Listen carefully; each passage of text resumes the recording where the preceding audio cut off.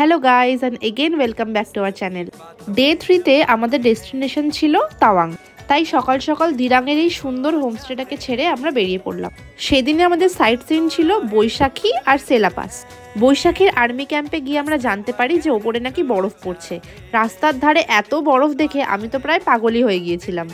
13,700 fit উপরে গিয়ে একটু শ্বাসকষ্ট হচ্ছিল ঠিকই, কিন্তু আমরা প্রচুর ছবি তুলেছিলাম। চারিদিকে পাহাড়ে ঘেরা রাস্তা আর এত সুন্দর প্রকৃতি মনে হয় এর আগে আমি সিনেমাতেই দেখেছিলাম। তাই যতটা পেরেছি প্রাণ ভরে উপভোগ করে নিয়েছিলাম।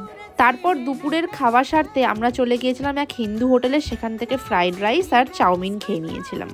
খাওয়া দাওয়া সেরে আমরা সোজা চলে গিয়েছিলাম জাং ওয়াটারফলসে।